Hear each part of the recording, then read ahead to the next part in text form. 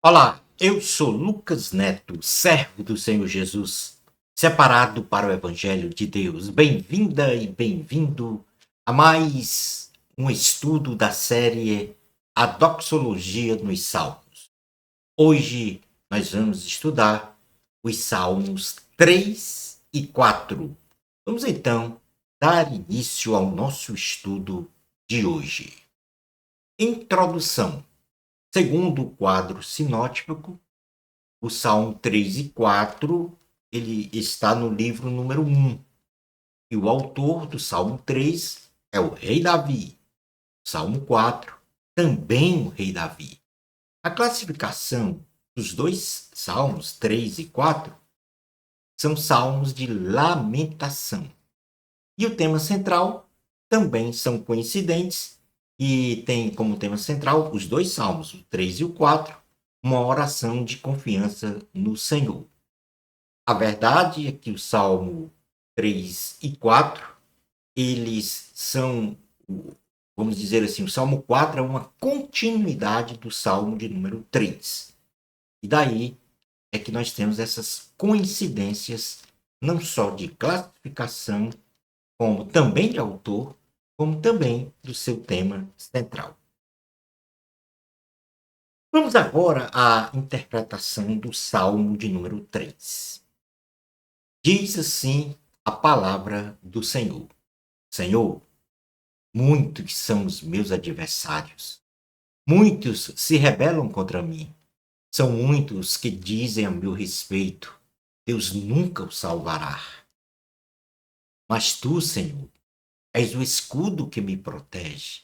És a minha glória e me fazes andar de cabeça erguida. Ao Senhor clamo em alta voz, e do teu santo monte ele me responde. Eu me deito e durmo, e torno a acordar, porque é o Senhor que me sustém. Não me assustam os milhares que me cercam. Levanta-te, Senhor. Salva-me, Deus meu. Quebra o queixo de todos os meus inimigos. Arrebenta os dentes dos ímpios. Do Senhor vem o livramento. Tua bênção está sobre o teu povo. Queremos fazer, neste momento, uma observação com relação a esta leitura dos 8 versículos do Salmo de número 3.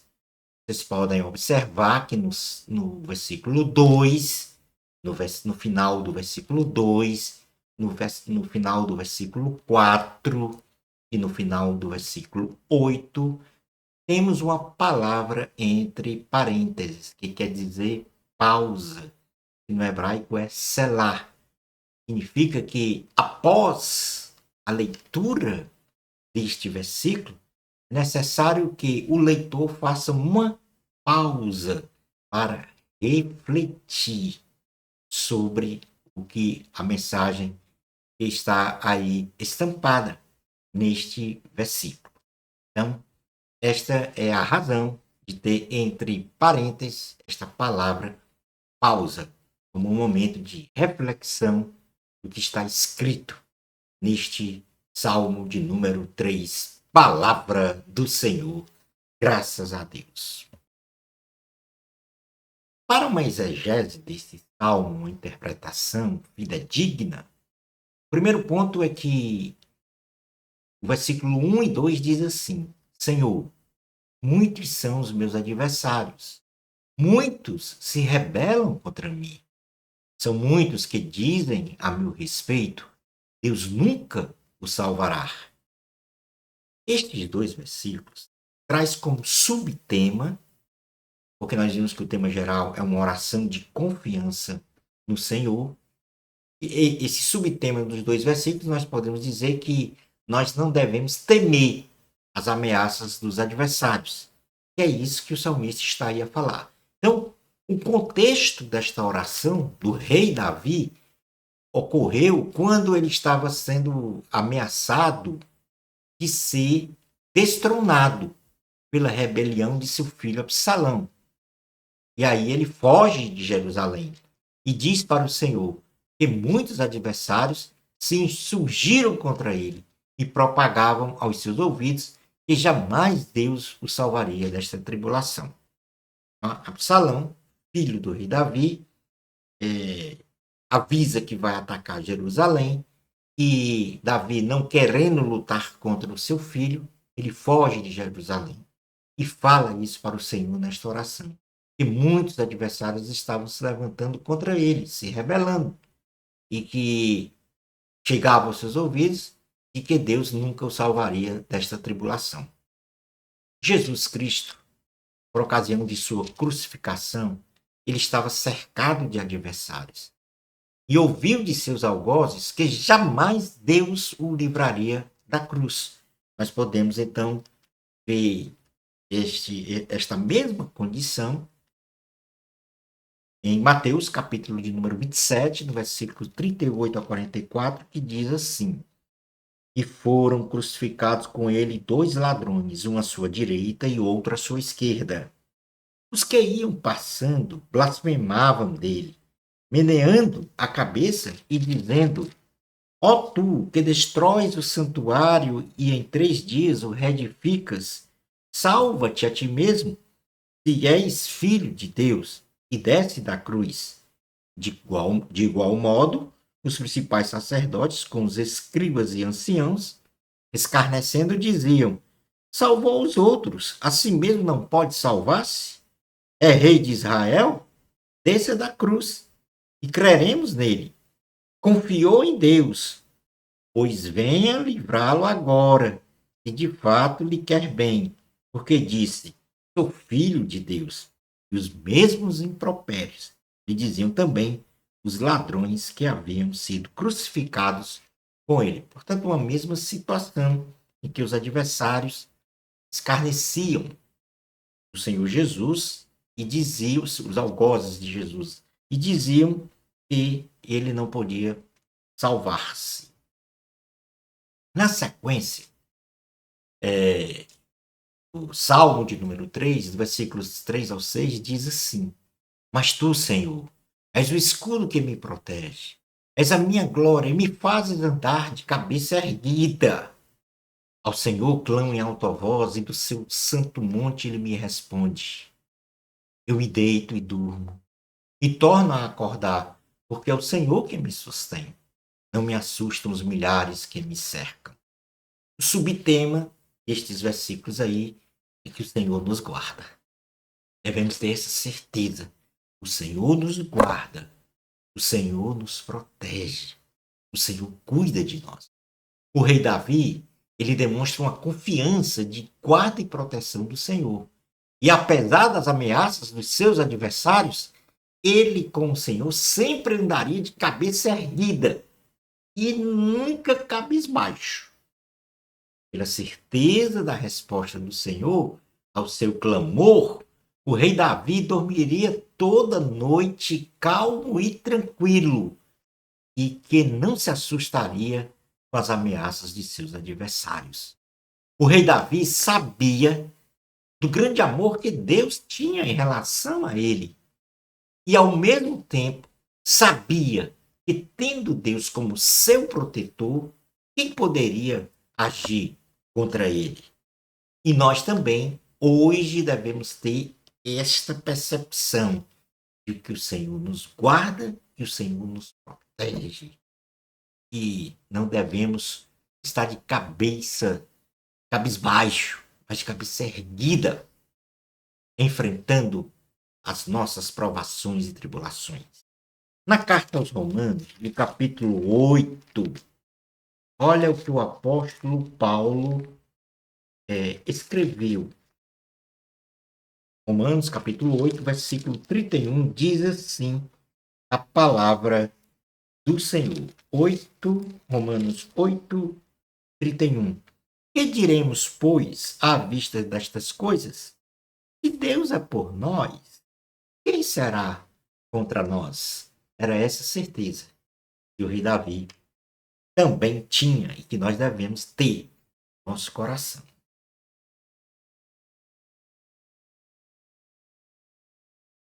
O Senhor é o nosso Salvador. É o outro subtema. Versículos 7 e 8, o rei Davi então diz: Levanta-te, Senhor, Salva-me, Deus meu. Quebra o queixo de todos os meus inimigos. Arrebenta os dentes dos ímpios. Do Senhor vem o livramento. A tua bênção está sobre o teu povo. O Senhor é o nosso Salvador. Essa é a mensagem desses dois versículos.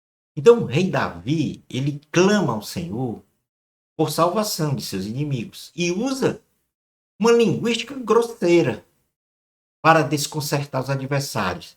Porque o que ele diz? Eu quebro o queixo de todos os meus inimigos e arrebento os dentes dos ímpios. Esta é uma palavra humana, descabida, porque nós sabemos que Deus não pensa como nós pensamos e nem age como nós agimos.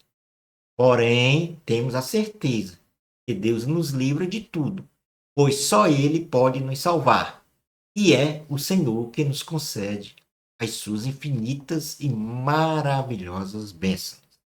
Então, o rei Davi pede uma ação de Deus de forma imprópria, segundo o seu pensamento humano, e não do pensamento de Deus. Então, é uma linguística grosseira o que Davi utilizou nesse momento. Mas a certeza é de que o Senhor nos livra. O apóstolo Paulo, ele diz que passou por muitas situações, muitas provações, muitas perseguições, mas de todas o Senhor lhe deu livramento. Jeremias, capítulo de número 31, 10, 12, vai falar algo semelhante de proteção, de guarda, nesse sentido, de ação do Senhor. Ouvi a palavra do Senhor, ó nações, e anunciai nas terras longínquas do mar, e dizei: aquele que espalhou a Israel o congregará e o guardará, como o pastor ao seu rebanho. Porque o Senhor redimiu a Jacó e o livrou da mão do que era mais forte do que ele. Então aí está essa condição de livramento, de salvação do Senhor. Nós fomos salvos pelo Senhor. Ele foi para a cruz do Calvário e nos concedeu então a salvação e a vida eterna. Vamos agora para o Salmo de número 4, a interpretação do Salmo de número 4. São 8 versículos. Diz assim a palavra do Senhor: responde quando clamo, ó Deus, e me faz justiça. Dai-me alívio da minha angústia. Tem misericórdia de mim e ouve a minha oração. Até quando vocês, ó poderosos, trajarão a minha honra? Até quando estarão amando ilusões e buscando mentiras? Saibam que o Senhor escolheu o piedoso. O Senhor ouvirá quando eu o invocar. Quando vocês ficarem irados, não pequem. Ao deitar-se, reflitam nisso e aquietem-se. Ofereçam sacrifícios como Deus exige e confie no Senhor. Muitos perguntam: quem nos fará desfrutar o bem? Faze, ó Senhor, resplandecer sobre nós a luz do teu rosto. Encheste o meu coração de alegria, alegria maior do que a daqueles que têm fartura de trigo e de vinho. Em paz eu me deito e logo adormeço, pois só tu, Senhor, me fazes viver em segurança. Para uma exegese deste Salmo de número 4, que nós consideramos como uma continuidade do Salmo 3, o versículo 1 ele diz: responde-me quando clamo, ó Deus, que me faz justiça, dai-me alívio da minha angústia, tem misericórdia de mim e ouve a minha oração. O Salmo 4 pode ser considerado, como já mencionei, como a continuação da oração do Salmo 3, no contexto da perseguição de Absalão ao rei Davi. O rei volta a clamar ao Senhor, que sempre lhe faz justiça, pedindo-lhe 3 coisas face à situação ao qual ele estava a viver, ou seja, a ameaça de ser morto por Absalão, o seu próprio filho. Qual foram então as 3 coisas que Davi pediu ao Senhor? Primeiro, alívio para a sua angústia, misericórdia do Senhor e que Deus ouvisse a sua oração. E Deus ouviu. Daí o subtema deste versículo que diz: Deus sempre ouve a nossa oração. Deus nunca vai tapar os seus ouvidos à oração do justo. Na sequência do Salmo 2 até os, aliás, do versículo 2 até o 5, diz assim: Até quando vocês, ó poderosos, trajarão a minha honra? Até quando estarão amando ilusões e buscando mentiras? Saiba que o Senhor escolheu o piedoso. O Senhor ouvirá quando eu o invocar. Quando vocês ficarem irados, não pequeis. Ao, ao deixar, ao deitar, se reflitam nisso e aquietem-se. Ofereçam sacrifícios, como Deus exige, e confiem no Senhor. Aí, o subtema é de amar a Deus e ao próximo. Davi, ele menciona as mentiras e calúnias de seus adversários, dirigidas a ele como instrumentos para ofender gravemente a sua dignidade e a sua honra. Mas menciona também que, como ele é o escolhido do Senhor, Deus o honrará quando ele orar e invocar o Todo-Poderoso. Davi, na sequência, ele exorta que seus inimigos, os adversários, tendo a representação máxima em o seu filho Absalão, reprimam a sua ira e não pequem contra Deus e contra o próximo. E ao contrário, oferecendo sacrifícios ao Senhor, amando a Deus e ao próximo, eles tenham confiança plena em Deus. Jesus resumiu toda a lei de Deus em dois preceitos: amar a Deus e ao próximo, como a si mesmo. Como está aí, nesta mensagem, destes versículos 2 ao 5, amar a Deus e ao próximo. Mateus, capítulo de número 22, versículos 37 ao 39, diz assim a palavra do Senhor. Respondeu-lhe Jesus: Amará o Senhor teu Deus de todo o teu coração, de toda a tua alma e de todo o teu entendimento. Este é o grande primeiro mandamento. O segundo, semelhante a este, é: amarás o teu próximo como a ti mesmo. Destes dois mandamentos dependem toda a lei e os profetas. Do versículo 6 ao versículo 8, nós temos aí o seguinte: muitos perguntam: quem nos fará desfrutar o bem? Faze, ó Senhor, resplandecer sobre nós a luz do teu rosto.